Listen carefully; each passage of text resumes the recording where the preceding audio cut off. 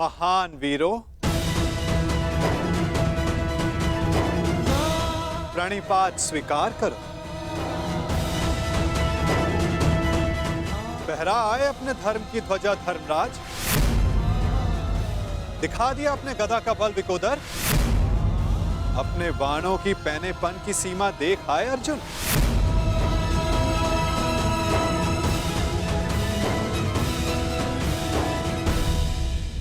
हमें क्षमा कर दीजिए केशव।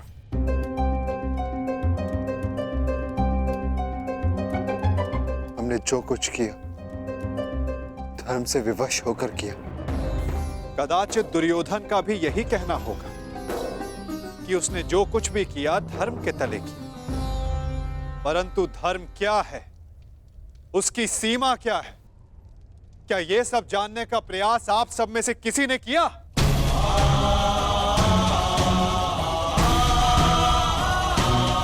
धर्म वो रथ है जिस पर चढ़कर संसार में व्यवस्था का राज्य किया जाता है। धर्म वो बाण नहीं जिसे हाथ में लेकर अधर्म को तांडव करने दिया जाए। अंधकार में रोशनी देने वाली मशाल यदि हाथ को जला दे तो उसे भी बुझा दिया जाता है।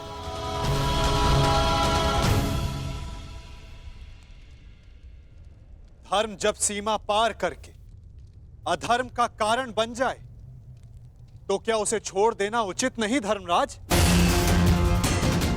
युद्ध के लिए बुलाए जाने पर ना जाना क्षत्रियों का धर्म नहीं। अच्छा है, परंतु क्या अपनी प्रजा के अस्तित्व को उनसे बिना पूछे दांव पर लगा देना क्या धर्म है? एक अग्रज का धर्म होता है कि वो अपने अनुजों का मार्गदर्शन करे। उन्हें दासत्व के मार्ग पर भेज देना क्या धर्म है? जिस पत्नी की रक्षा करना पुरुष का सबसे बड़ा कर्तव्य होता है, उसे चौसर की बिसात पर बिछा देना क्या धर्म है धर्मराज?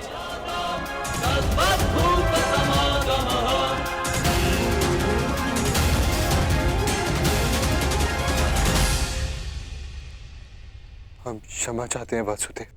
मैं क्षमा नहीं करूंगा।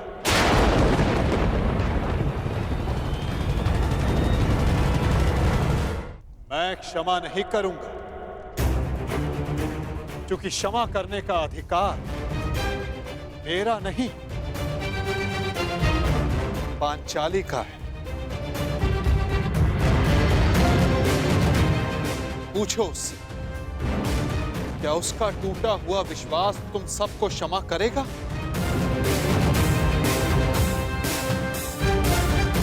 क्या उसके खुले हुए केस तुम्हें क्षमा करेंगे? क्या इतिहास तुम सबको क्षमा करेगा?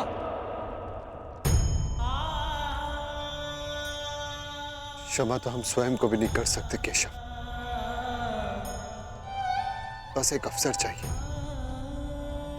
अब आप क्रोध में आकर हमारा साथ मत छोड़ जाइएगा। स्मरण रखना धर्मराज, मैं किसी के साथ नहीं, मैं इस समय केवल विरुद्ध हूं। हर उसके विरुद्ध जिसने पाप किया या मौन रहकर पाप सहा। यदि मैं किसी के साथ हूं तो केवल स्त्री के मान के साथ हूं। मैं केवल द्रौपदी के साथ हूं। आप बिल्कुल ठीक कह रहे हैं केशव। हमने जो अपराध किया है वो क्षमा करने योग्य नहीं है।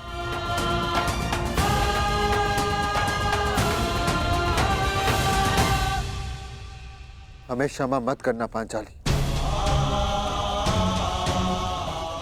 क्योंकि कहीं हमें एक क्षमा भुला ना दे कि हमें तुम्हारे साथ हुए अन्याय का प्रतिशोध लेना है। हमें हमारे अपराध का दंड नियति ने दे दिया पांचाली। हमने हमारी गृह लक्ष्मी का अपमान सहा और नियति ने हमें राज लक्ष्मी से वंचित करके वनवास दिलवा दिया।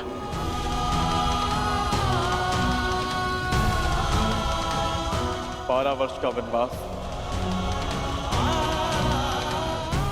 और 1 वर्ष का अज्ञातवास।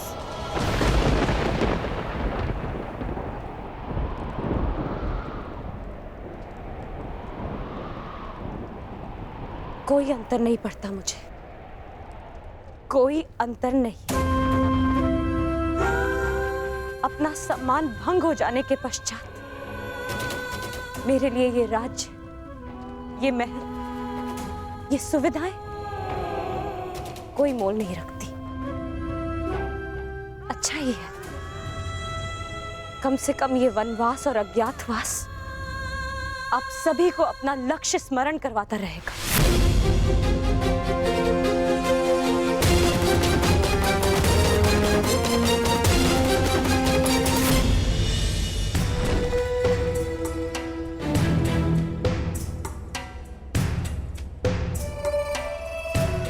मित्र,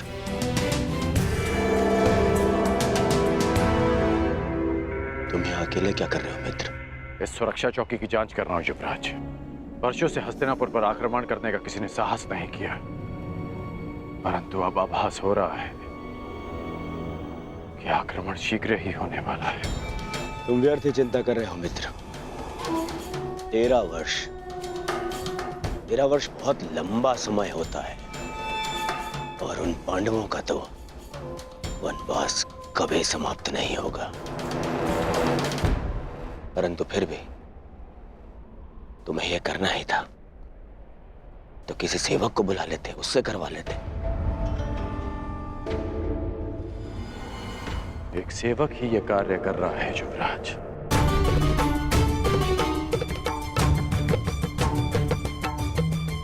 ऐसा मत कहो मित्र, यह आनंद का समय है। इंद्रप्रस्थ जीत लिया है मैंने। मेरे साथ इंद्रप्रस्थ चलकर मेरे आनंद में भागीदार बनो। जो पाप में भागीदार बन जाए वो केवल यंत्रणा में भागीदार बन सकता है, आनंद में नहीं युवराज। तुम मुझे बार बार युवराज क्यों कह रहे हो? मैं तुम्हारा मित्र हूं, तुम मेरे मित्र हो, मित्र कहो मुझे। भरी सभा में अपने मित्र और उसकी मित्रता को लज्जित किया आपने। आपकी मित्रता उसी समय समाप्त हो गई जब आपने अपने मित्र के शस्त्र अपनी सेवा में ले लिए। आपके मित्र के बार बार कहने के पश्चात भी आपने एक स्त्री को लज्जित किया, उसे अपमानित किया। अब जो आपके सामने खड़ा है वो केवल आपका सेवक है। मेरा जीवन और मेरे शस्त्र सदा आपकी सेवा में रहेंगे। आदेश दीजिए युवराज कि आगे आपके इस दास को क्या करना है। बस करो। मेरे जीवन में तुम्हारी सबसे अधिक आवश्यकता है। आपकी हर आवश्यकता पूर्ण करना मेरा धर्म है युवराज, परंतु केवल एक सेवक बनकर, एक दास बनकर और मित्र समझकर मैं आपको कभी गले नहीं लगा पाऊंगा। यदि आप चाहते कि मैं आपके साथ इंद्रप्रस्थ चलूं तो मैं अवश्य चलूंगा युवराज, परंतु केवल एक सेवक बनकर चलूंगा।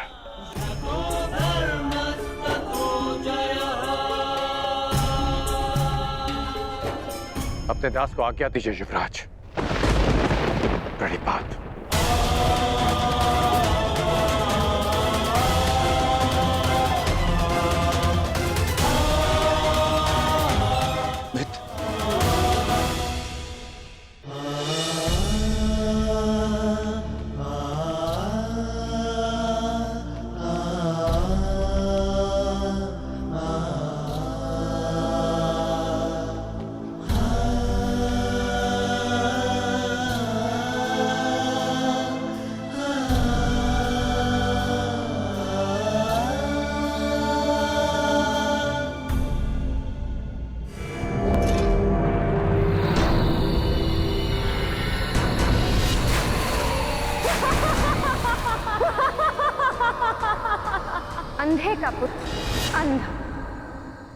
दुशासन, ये वही स्थल है हाँ मैं गिरा था। यही मेरे अपमान का ठास उड़ाया गया था।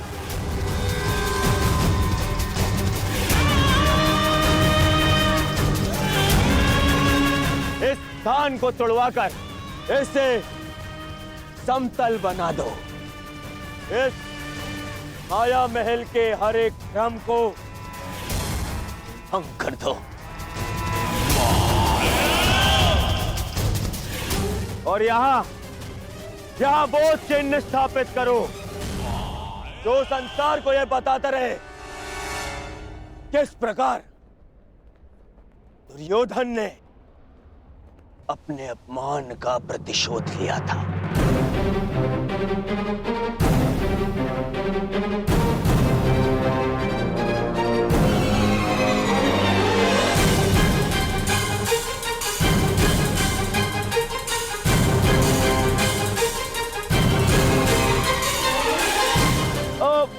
भ्राता युधिष्ठिर,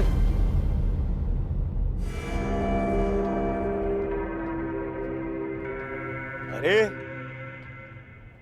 मेरे पांडव भाई जा रहे हैं,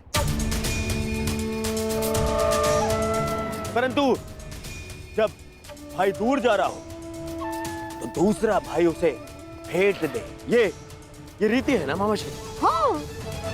हाँ। तो इन भाइयों के लिए इस भाई की ओर से एक छोटी सी भेंट।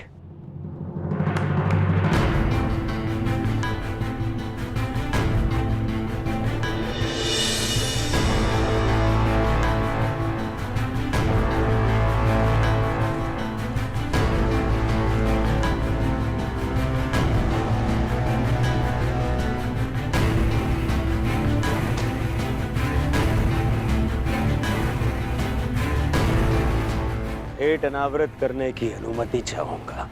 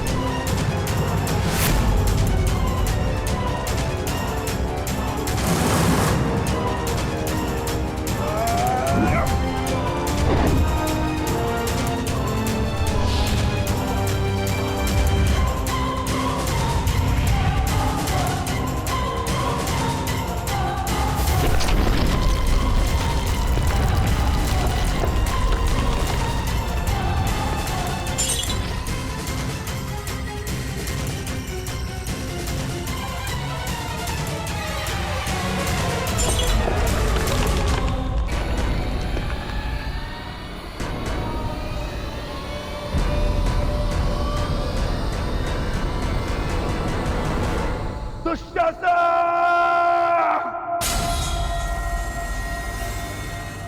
मैं ये प्रतिज्ञा लेता हूं कि जिस प्रकार मैंने भूमि पर आघात किया है, उसी प्रकार युद्ध में मैं तुम्हारे छाती पर आघात करके तुम्हारी छाती फाड़ दूंगा दुशासन।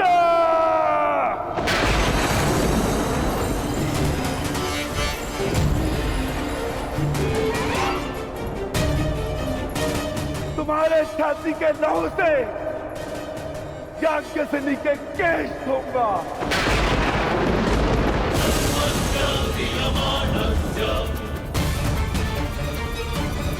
और तब द्रौपदी अपने केश बांधेगी।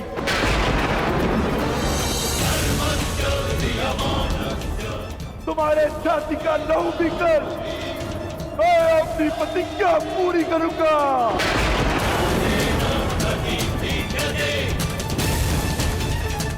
और तुम दुर्योधन, मामा श्री के स्वप्न के होने वाले सम्राट, अपने अंत के दिन कितना प्रारंभ कर दो।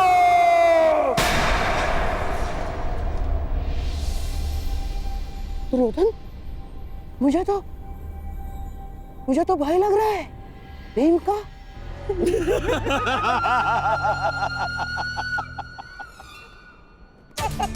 दिन तो तुम गिनना प्रारंभ कर दो पांडु पुत्रों। और हाँ, ठीक से दिन, प्रहर और क्षणों की गणना करना।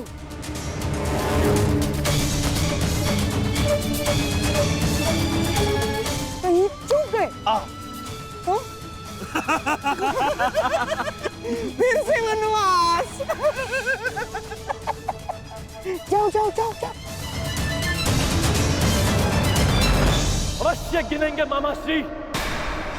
मैं पांडुपुत्र सहदेव ये प्रतिज्ञा लेता हूं कि ये वनवास समाप्त होने के पश्चात मैं आपका वध करूंगा।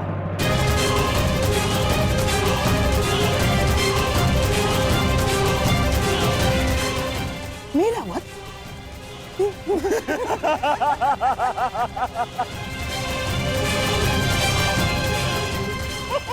जाओ। चलो अनुज, हमें यहां से प्रस्थान करना है।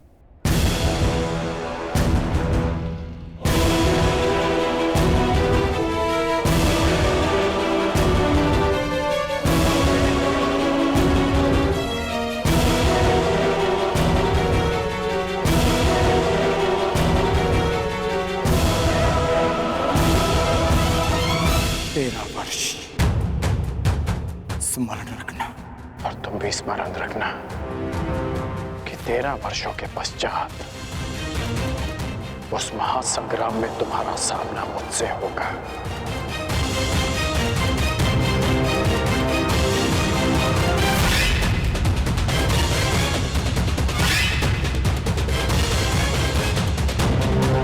आओ मेरे सम्राट, पांडवों के इंद्रप्रस्थ को अब दुर्योधन की विजय का प्रतीक बनाते हैं। आओ।